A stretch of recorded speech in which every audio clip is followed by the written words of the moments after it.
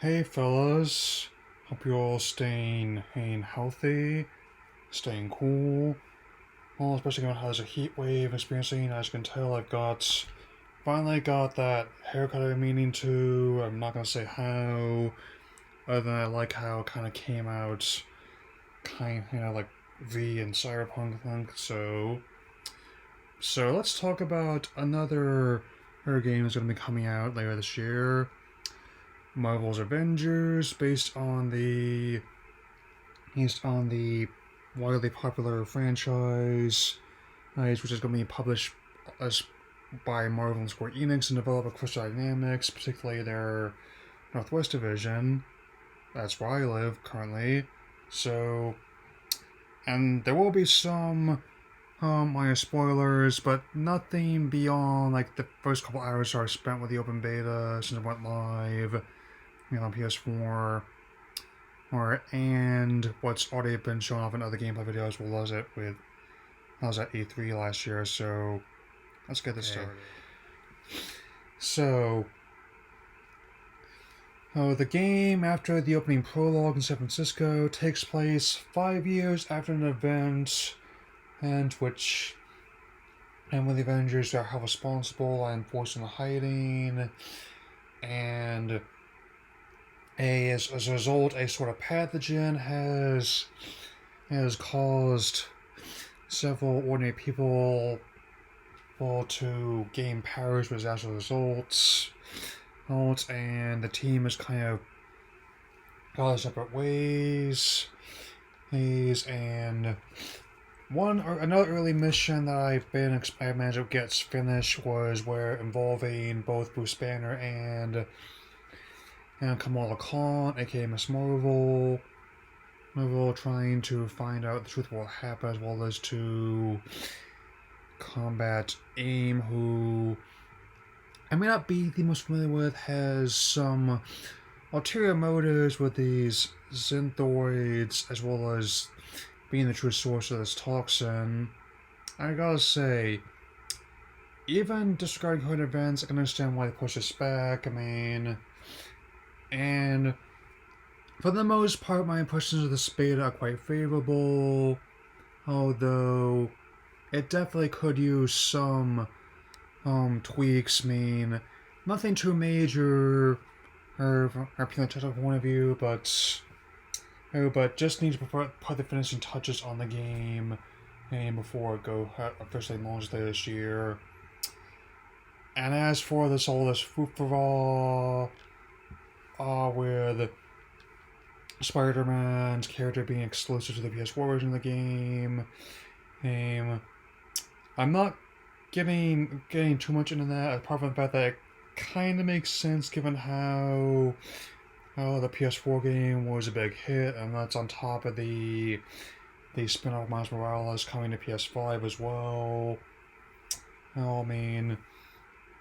And graphically, they have fixed some of the Uncanny Valley stuff that's going on when the game was first unveiled. So they look less like department store mannequins and the action figures I've seen some places. Though, again, the hair still needs a little bit of work. Especially in the case of how it moves. Don't get me wrong, the characters don't really clip through anything with him, but there's another one where occasionally I can see where they slip through a crevice or reach out against side of a level without actually touching it, because, and again, I don't mind any procedural linearity given how many as I've spent on the playing games 8 and 16-bit days. It's no more linear than, say, ones I grew up with, like Marvel War the Gems, for example. So there's that one. And so the voice cast they've gotten is quite solid as well. They do have some elements from movies and characters, like Cap's suit being more armored, as well as Iron Man's armor having a more squarish jawline on the helmet, but for the most part, it draws more from the comic instead, for that one. and also helps to still be he have some parallels to some of the movies, given how, in the case of Black Widow's inclusion, I give them major credit for including a villain as obscure and awesome as Taskmaster is, as other in any way. And another thing I'll note that in the case of Miss Marvel's sense of adventure and one of the sequels, as well as Natasha's acrobatics and gunplay, I submit that if you were to combine these two characters, they alone would probably this would be a more faithful Tomb Raider updates than the actual ones have been under their watch. I mean, which is why I keep hoping that with the 25th anniversary of that series next year, that they would, if they would just please make a Tomb Raider game in the vein of the classic series with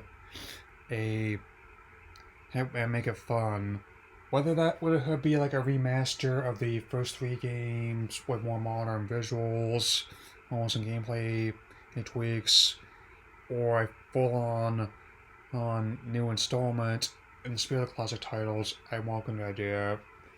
I mean, given how Crystal Dynamics has overall done a good job with the series, since they took the reins and core design after Into Darkness's critical and commercial failure, I mean, I mentioned before, that's one of the major reasons why core design eventually shut down and later became Rebellion Development, which itself later became a division of Crytek UK, but still. And as for any of the microtransactions, as well as the kind of tacky promotional skins, I have mixed feelings towards that, admittedly, since as to do with this as a whole. On one hand, it does possess an understanding about what makes these characters work overall. I mean, otherwise it's its own unique version if it has some elements of other films, like but yeah, at least with a case where, like with the Spider-Man game I mentioned a moment ago, including like the skins on not only the recent films but also like the classic skin from the Raimi trilogy, really made sense given how it was arguably the best as standalone Spider-Man game they have made since the one that was tied in the second movie. Heck, there's even Suzuki Unlock that were found in the page of Main Fans number 15. And now with Ditko and Lee being gone. But still, I mean, the cameo of Lee in the grill pub was actually quite wistful, to put it mildly. But all in all, I probably won't be getting this game right away, but I'll definitely be getting as much as I can out of the beta while I have access to it.